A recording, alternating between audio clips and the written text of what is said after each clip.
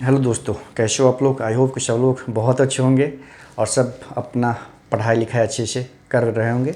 आज मैं actually JSSC का जो पंचायत सचिव है, एलडीसी है, स्टेनोग्राफर है, उसके बारे में बात करने के लिए आया हूँ।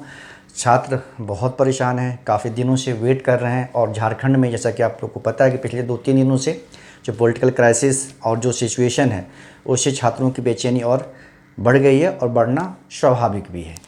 तो आपको पता है कि अभी सुप्रीम कोर्ट का डिसीजन आ गया था, तो उसमें जैसे जो पंचायत सचिव हैं या जो एलडीसी के हैं या स्टेनोग्राफर है, उनका भी चर्चा किया गया था, क्योंकि सेम रूल था जैसे 11 और 13 जिला का डिस्ट्रीब्यूशन वो टीजीटी वाले में भी था और इसमें भी था, तो उसी को रूल को इसमें फॉलो होना है।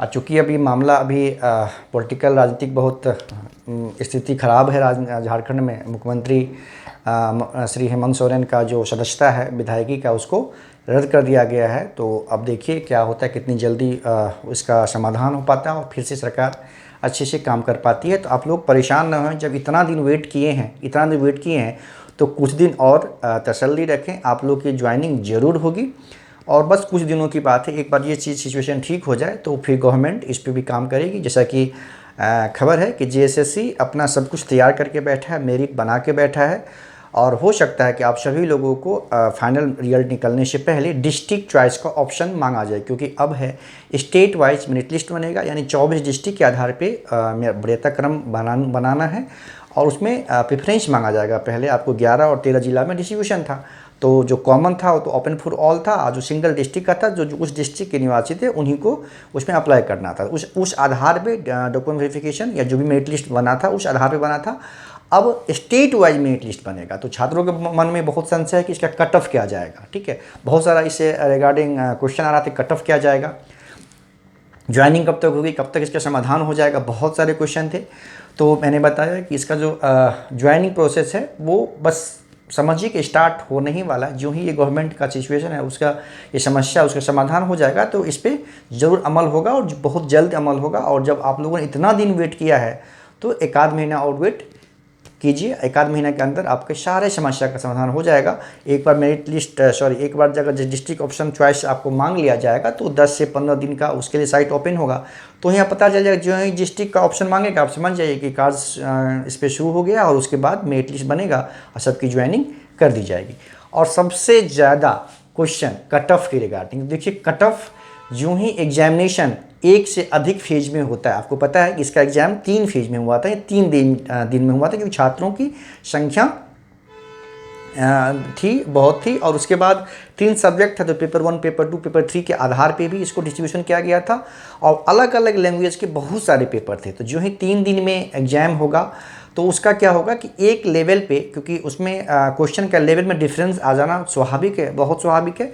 तो 3 दिन में जब पेपर हुआ था, आपको पता है कि इसका जो एग्ज़ाम हुआ था बेसिकली 21 जनवरी को हुआ था पहला, फिर हुआ था 28 जनवरी को, 28 जनवरी को हुआ था दूसरा, और फिर हुआ था 4 फरवरी को। ठीक है, 4 फरवरी को, मतलब 3 दिन में एग्ज़ाम हुआ था।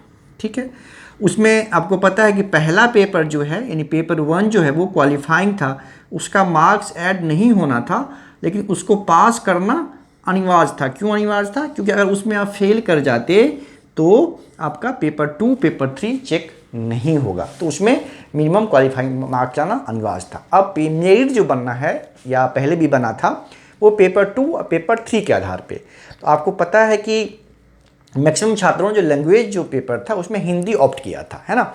और जो रीजनल लैंग्वेज है, जैसे संथाली है, आपका खोरठा है, कुरमाली है, फिर आपका पंच परगनिया है, ये सब, और बंगला है। इसमें जो रीजनल लैंग्वेज में बहुत नंबर आए थे। आउट ऑफ 300 समझिए आपकी 270 के आसपास नंबर, 250 प्लस तो मैक्सिमम छात्रों ने स्कोर किया है। 270 भी, 275 भी स्कोर किया है छात्रों ने, तो उसमें नंबर बहुत आया है। तो अलग अलग, जैसा कि उसमें क्या है कि जैसे पहला उसमें क्या था कि हिंदी की बात कर रहा हूँ, जैसे मतलब खोरथा की, ये खोरथा, कुरमाली, नागपुरी, पंच परगनिया और बंगला, इसमें बहुत ज़्यादा मार्क्स आया है। ठीक है, तो उसमें जो ही ज़्यादा मार्क्स आया और हिंदी में कम मार्क्स आया है, जैसे हिंदी में आपको 230-35 के आसपास मार्क्स आया है। उसमें हिंदी वाले पेपर में क्या था कि ये ऐसा मार्क्स के जो एवरेज मार्क्स आया था उसके आधार पे जो 28 जनवरी का पेपर था उसमें एवरेज मार्क्स कम आया था। मतलब ये 28 जनवरी वाला जो हिंदी का पेपर था उसको थोड़ा टफ था इसके तुलना में। उसी तरह से जो जीके का पेपर था, जीएस का पेपर था, वो 4 फरवरी वाला जो है टफ था। ये वाला जो था जीएस में ये टफ था 4 फरवरी वाला इसके कंपेरिजन में।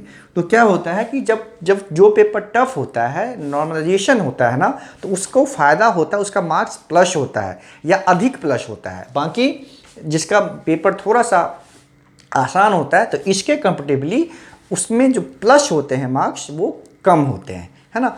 तो कट ऑफ का एग्जैक्टली, क्योंकि कट ऑफ जो बनेगा वो नॉर्मलाइज मार्क्स पे बनेगा, रॉ मार्क्स पे यानी एक्चुअल मार्क्स पे बनेगा नहीं। तो उसका जो बहुत मुश्किल है उसको पता करना और निकालना, वो जो संस्था है उसी को पता होगा। लेकिन फिर भी एक अंदाज़ा तो लगाया ही जा सकता है। अब देखिए कि 80% छात्रों ने हिंदी ऑप्ट किया था, तो सबसे ज़्यादा सिलेक्शन भी हिंदी से ही होना है। चूँकि इसमें जो रीजनल लैंग्वेज है उसका कट ऑफ मार्क्स जो कि ऑब्टेन मार्क्स बहुत है, बहुत अच्छा स्कोर किया है, तो ऑटोमेटिकली क्या होगा कि उसका जब एवरेज बनेगा ना तो उसको थोड़ा सा घाटा होगा। और जब जिसका कम मार्क्स आया है जिस लैंग्वेज पेपर में उसको फ़ायदा होगा। तो हिंदी में आप समझिए कि 80% छात्रों का सिलेक्शन हिंदी से होना है ना। अंग्रेजी से भी कम होगा क्योंकि छात्रों की संख्या कम थी, और लैंग्वेज पेपर में भी जो कि 80% है तो उसकी संख्या कम होगी, तो उसी हिसाब से सिलेक्शन भी होना है। ठीक है, तो एक अनुमान लगा रहा हूँ मैं, ये मेरा एग्जैक्ट नहीं है, हो सकता है कि इसमें डिफरेंस हो। ठीक है, आपको पता है कि जैसे कि इसके लिए ये एलडीसी के लिए आपका टाइपिंग टेस्ट था, तो टाइपिंग टेस्ट इतना टफ था कि बहुत सारे छात्र टाइपिंग में फेल कर गए। तो नो डाउट एलडीसी का कट ऑफ कम जाएगा। पंचायत सचिव में कुछ नहीं था, सिर्फ इसी पे मेरिट बनना था, तो उसका कट ऑफ ज़्यादा जाने की संभावना है। और ये जो है आपका जो इसका एक और पोस्ट था स्टेनोग्राफर का, उसमें स्किल टेस्ट था, तो उसका भी कट ऑफ मान लीजिए कि पीएस और एलडीसी के बीच में रहने की संभावना है। तो जब कि आपको चॉइस मांगा जाएगा, अभी क्या है कि पंचायत सचिव पोस्ट का प्रेफरेंस भी मांगा जाएगा, और पहले भी मांगा गया था, और हो सकता है कि अब फिर से मांगे, और डिस्ट्रिक्ट वाइज डिस्ट्रिक्ट प्रेफरेंस भी आपका मांगा जाएगा। तो आपका पीएस का सबसे ज़्यादा कट ऑफ जाएगा, है ना। अब ये समझिए कि अगर जनरल कैटेगरी के छात्र हैं, मैं नॉर्मलाइज मार्क्स की बात नहीं कर रहा हूँ क्योंकि वो तो नहीं पता, ठीक है, तो अगर 410 प्लस अगर मार्क्स जनरल कैटेगरी के छात्र हैं तो उनको पीएस मिलने की संभावना बहुत ज़्यादा है।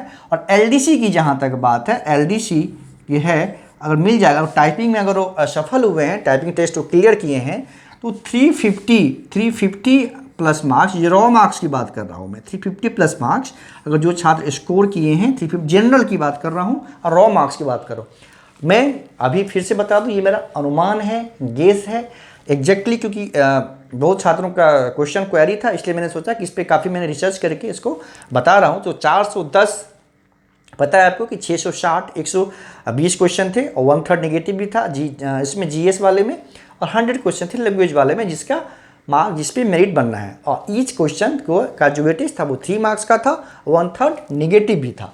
तो टोटल अगर मान लीजिए आप तो 410, ठीक है, 410 जनरल का और 350 जनरल का एलडीसी के लिए, इसी बीच में आपका स्टेनोग्राफर का भी कट हो जाएगा। इसी के रिस्पेक्ट में आप जैसे क्या कर सकते हैं कि 10 नंबर घटा दीजिए आप उसके लिए BC1 BC2 के लिए, 20 नंबर घटा दीजिए आप SC के लिए, और 30 और नंबर आप घटा दीजिए ST के लिए। ये कट ऑफ आपका रह सकता है, इसके आसपास ही रहने की संभावना है। तो जिस छात्र, क्योंकि मेरिट लिस्ट जब स्टेट वाइज बनेगा ना, तो जितना कट ऑफ पहले गया था उसमें कुछ कमी जरूर आएगी, क्योंकि जो शेड्यूल डिस्ट्रिक्ट थे उसका कट ऑफ मतलब उतना ज़्यादा नहीं गया तो था, क्योंकि आपको पता है कि जो रीजनल लैंग्वेज थे, जैसे खोरठा था, कुरमाली, नागपुरी, बंगला, उसमें आपको बता दूं कि आपका 460 प्लस मार्क्स लाने वाले छात्रों का भी डीवी नहीं हुआ था उसमें। और इसमें जो जिसका सब्जेक्ट हिंदी था, हिंदी जिसका लैंग्वेज पेपर में था, उसका मतलब 380 के आसपास जो मार्क्स जिनका रॉ मार्क्स था, मैं रॉ मार्क्स की बात करूँ, उनका भी डीवी हुआ था। ये समझिए कितना ये फर्क जो आ रहा है वो नॉर्मलाइजेशन के कारण आ रहा है, क्योंकि रीजनल लैंग्वेज में स्कोर बहुत ज़्यादा हो गया था और इसमें हिंदी वाले लैंग्वेज में उतना स्कोर नहीं हुआ। तो हिंदी ये जो लैंग्वेज पेपर है वो बहुत इंपॉर्टेंट रोल प्ले जो है कर रहा है सिलेक्शन में। तो इसमें रीजनल वाले में 460 वाले का डीबी नहीं हुआ था, और इसमें जो है हिंदी वाले में 380 प्लस वाले का जो रॉ मार्क्स था टोटल उसका उनका डीबी हो गया था। तो ये जो है आपका इसमें कुछ कमी आएगी, डेफिनेटली इसमें कुछ कमी आएगी, और इसमें मतलब इसमें भी कुछ कमी आएगी, ठीक है, इसमें भी कुछ कमी आ सकती है। तो इसीलिए मैंने बोला कि 350 प्लस रॉ मार्क्स और 410 प्लस रॉ मार्क्स अगर रहेगा तो ये पीएस के लिए हो सकता है, ये पंचायत सचिव के लिए, और ये जो होगा आपका एलडीसी होगा, एलडीसी के लिए, इसी बीच में आपका स्टेनोग्राफर के लिए भी कट ऑफ रह सकता है। ये मेरा अनुमान है। अगर मान लीजिए इसके आसपास नहीं जाए तो बाद में कुछ नेगेटिव कमेंट मत करिएगा। मैंने काफ़ी मेहनत करके ये बनाया है, और उसका नॉर्मलाइज मार्क्स बहुत फ़र्क पड़ जाता है। अब जेएसएससी का क्या पैटर्न है पता नहीं, कि पिछला जो एक एग्ज़ाम हुआ था वो battalion police battalion reserve battalion वाला, उसमें 156 150 मार्क्स जिसको आया था स्केल्ड करके वो 350 के आसपास हो जा रहा था मार्क्स। तो कैसे नॉर्मलाइज करता है वो तो उनका प्रोसेस है, वही जाने।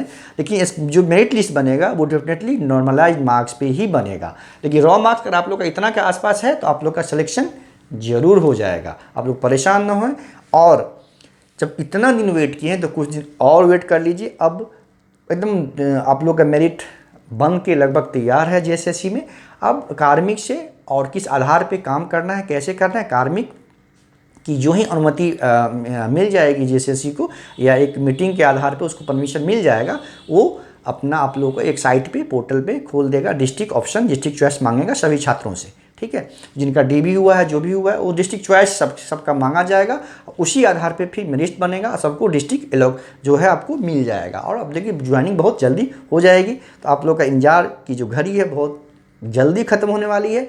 जो ही ये राजनीतिक अस्थिरता का सिचुएशन है, जो ही ये समाप्त होगा, इसका समाधान हो जाएगा, उसके बाद बहुत जल्द आप लोगों की समस्या का भी समाधान हो जाएगा। और इसमें कोई और कन्फ्यूजन नहीं है, अब सिर्फ ज्वाइनिंग ही होनी है, दूसरा कोई रास्ता नहीं है। ज्वाइनिंग होनी है, वो 15 दिन में हो, 1 महीने में हो, 2 महीने में हो, आपकी ज्वाइनिंग होनी है। सभी लोग निश्चिंत रहें और तसल्ली से रहें, बिल्कुल भी फिक्र न करें। धन्यवाद।